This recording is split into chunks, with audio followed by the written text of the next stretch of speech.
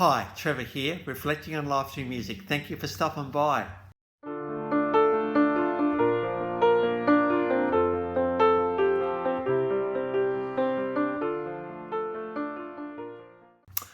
Well, coming again today, you're very welcome. I trust you enjoyed my last video on John Legend, and through his song All of Me, Loving All of You, we looked at just being all in relationships and taking everything that we are. So I trust you found that one encouraging. Well, we're going on to an absolute, at the top of the tree guy today, part of the Fab Four. Now, I've already done George Harrison a little while ago. We're up to the next guy today. His story started in 1940 in Liverpool. Interestingly, his dad, who was a merchant seaman, was actually away when he was born. And John Winston Lennon, interestingly, he was named after his grandpa and also Winston Churchill. So obviously 1940, World War II was kind of still going at this point, and Winston Churchill was well and truly the leader that the UK needed through that time. So John Winston Lennon. The family life was a little bit complex growing up, and he got shifted from one place to another. And it was in his teenage years that his mum was hit by a car, and this pretty much traumatized John Lennon for in his teenage years. It wasn't the best thing to experience, absolutely. But he was struggling at school to a little bit too. He was just always putting his energies into the things that just weren't important and weren't necessary. But we got to understand that we're talking about half of one of the best songwriting duos of all time here. And so, you don't settle into the world and the universe that easily when you've got this amount of creativity in you. But he did get his first guitar at the age of 16. Now, in 1956, he formed a band called The Quarrymen. And for Beatles fans out there, they'll know well and truly what these guys turned into. And it was actually the St. Peter's Garden Fete. That fete where John Lennon met Paul McCartney. And from that moment on, the world changed. Literally, the world changed with the meeting of these two. We then also had George Harrison, who was only 14 at the time. He became part of the group too. At the start, Stuart Sutcliffe as well, and later Pete Best. Now, the Quarrymen, they kind of got a bit of a following really soon. And in 1960, they did that change. She changed their name to the Beatles. Now, much to the, I suppose, terror of John's family, they did a fortnight residency in West Germany, and you can just imagine how things were after World War II, how things were feeling, but they did 49 nights straight in West Germany. And so the Beatles got their start. And in 1962, Ringo Starr joined the Beatles, and that would become the Fab Four. Well, now we know how majorly influential the Beatles have been and continue to be to this day. When I did the Beatles in this channel, they got 3 videos. We looked at their, I suppose, live performing era from 1960 to 65. We looked at the more recording-based 1965 to 1970, and then we looked at the fact that these guys are significant in the world of music. In fact, between 1963 and 1970, the Beatles actually had 12 studio albums in the UK and 17 in the United States. There's been a number of compilation albums, around 53 music videos, a few EPs, 63 singles, and the highest selling artists of all time, 500 million albums. So there we go. I thought we'd better get a song from the Beatles in there, and I'm really quite a fan of the song Nowhere Man. This is getting close to where they're going to stop their performing in 1966. And here we got John Lennon singing lead vocals and George and Paul doing the backup vocals. they do so well. Of course, Ringo in the background. Just notice the screaming crowds here, and I think this is what did the Beatles in with their live performing, was that very thing. How can you sing Nowhere Man to a bunch of screaming kids, or Yesterday? So it's around this time when it was decided that, hey, the Beatles are going to perform anymore. It just took the pressure off just a little bit. And so they were able to just focus on recording. And, we got some incredible albums. We have the White Album and Sgt. Pepper's and Yellow Submarine and a few others. John Lennon thought, well, actually, I'm going to start having a bit of a voice, because I actually don't really like the way the world is going. I certainly didn't like World War II. I don't like the fact that things are gearing up for Vietnam and Korea either. And he became quite vocal, and we'll get onto that in a minute. He was involved in the filming of How I Won the War. Now, and early on in the Beatles' career, Julian Lennon was born. Julian went on to have a bit of a solo career as well, and famously has come out recently, sung Imagine, and he didn't think he was ever going to sing one of his dad's songs, but he did. But John then went on to marry Yoko Ono in 1969, and well and truly, those two became inseparable in many, many ways. John started to become quite exploratory in solo albums, particularly just around the time the Beatles finished up. And he was also starting to become quite radically shifting towards the left of politics. Now, that is, we're going to be kind to each other. We're going to try and get on with each other. We're just going to try and be nice to each other. And they did move to the USA. In 1971, we had the song Power to the People. So absolutely, John Lennon was making his voice known, and that is, hey, come on, guys. Can't we just get on with each other? And if you didn't hear it the first time, how can you please get on with people? And I'm going to start really having to have a bit of a voice to some of the leaders at the time, particularly Richard Nixon. So Power to the People came off the Plastic Ono Band album, and this is considered the number 22 of the 500 top albums of all time, according to Rolling Stone. So very, very significant album indeed. We've got an official version of Power to the People. Of course, you can't talk about John Lennon without talking about the song Imagine. Imagine there's no heaven, no hell below us, above us only sky. Imagine there's no possession. Imagine we can all just be as one, as live as one. Now, of course, we got to talk about this song with John Lennon, don't we? Because this is just something spiritual, sacred, and just out of world about it. The words are just so simple. The chords are pretty simple too, but the song is just so powerful in many ways. And we do look in this day and age at what religion has done to this world. Religion has not done so well. All you need to do is give people a cause and some bit of self-belief, and all sorts of interesting and weird things can happen in the name of it. And I think what John was actually saying is, hey, the fact that we do have this inherent need to believe in something that's kind of doing us in a little bit, and I think we're just really struggling in this day and age with this concept of religion and what religion's doing in this world.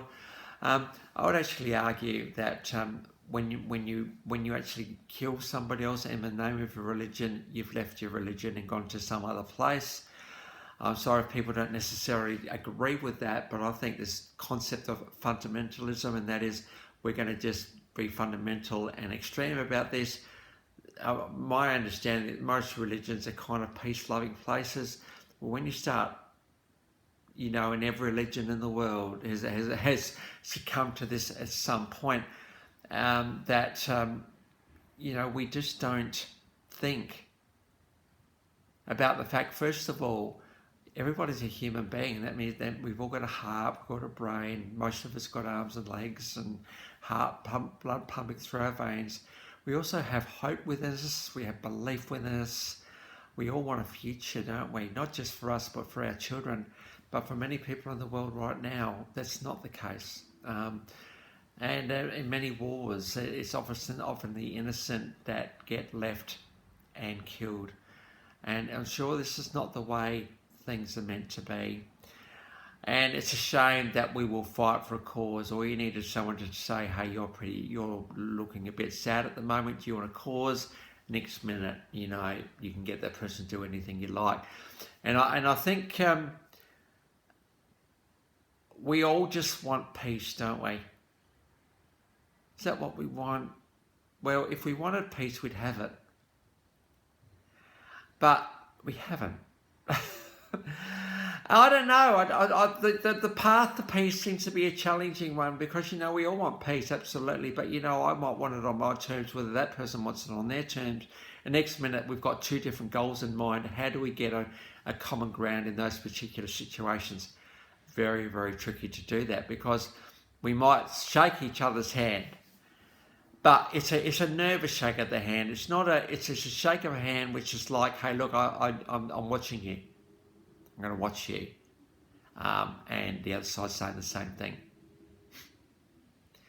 It's that quite sad world that we live in right now, and the innocent people that are suffering because of, in the name of religion and causes. So, I don't know. I always think about the orders that are given for a little group to go off and terrorise a village or to burn down a church, and there's plenty of that stuff happening at the moment. Taking away someone's livelihood, someone's house. Those are orders that are given. Let's go and do this thing. It'd be great if those orders were thought, hang on a minute, what are we doing here? Do we really, really need to do this thing? If I was in this situation, would I want to do what I'm doing to myself? Well, probably not. So I think John Lennon's song back in 1971 is very, very poignant even today. And that's why Julian Lennon came out and sang it only recently, I think. It's a song, one of these songs that just needs to be heard. And of course, the next one of the other verses, imagine there are no possessions. I wonder if you can. And, possessions, we surround ourselves with stuff, don't we? And we think we need to have this thing, we want that thing, we need to have that thing. But I wonder in these many, many homes around the world whether there's happiness. And happiness comes from a home, spending time with each other, being together, just having that ease around each other. So possessions, the desire for possessions, the desire for money, more than what we need. Let's face it, we all need stuff. I'm living in a pretty nice house here. But, I don't have a lot of stuff. But compared to some other people in the world, I absolutely do. And so, can we think about what we do and why we do things? So this is very actually John Lennon's Call to the World. Off that same album, we've also got Jealous Guy. This was apparently song was a little bit about interactions with women and putting women down. John Lennon had a little bit of that himself in the past, so he just wanted to bring that to light. The Imagine album is number 78 in the top 500 albums of all time. Also in 1971, as things were hotting up in the United States, and John Lennon was actually really making some quite outlandish statements, well, unsettling statements. When the War Is Over it's a song that often comes out at Christmas time. Many carols by candlelights around the world sing it. We've got the official clip on that one. I did mention, live clip of Imagine, official clip of Jealous Guy. We've got an official clip of When the War Is Over. No, War Is Over, do you want it? This particular 10-minute clip includes some words from John Lennon, and I thought it's pretty good to just hear him, I suppose, in his commentary style. Obviously, he spoke through his songs, but he also wasn't scared to actually speak out. There's a particular famous scene where him and Yoko are basically lying in bed in a shop window. So that's to the extent this guy would go to. But by this point, the United States were getting a little bit fed up with John Lennon, and they really wanted to try and get rid of him. In fact, there was a 4-year attempt to deport him back to the UK, but never eventuated, and he eventually got resolved after 4 years. And so, yeah, he was starting to get a bit of a flow with his solo albums. 1974, he got together with Elton John. Whatever gets you through the night, it's all right. This was a massive song for John Lennon, got to #1. It was great to see that Elton John contributed both piano and backup vocals to this iconic song, and it did manage to find a live version of both of these guys on stage at the same time. Of course, around that time too, 1975, Elton John came out with a version of Lucy in the Sky with Diamonds, and that song went to #1. And so we could see that the Beatles, they're never far away from the world's consciousness, and many artists have had #1 hits through Beatles songs. It's around that time too that Sean Lennon was born, and it was that point then that John Lennon decided he's just going to get out of the limelight for a minute, just be a bit of a family man, a bit of a house husband. Of course, when you've written a number of successful songs that these guys have, he's not short of money because royalties is just happening every week for this guy, Paul McCartney. And so he took some time out from the live world. But he came back in 1980 with the Double Fantasy album. Now, remember when this album came out, it was absolutely massive. And the song Just Like Starting Over was absolutely huge for John Lennon.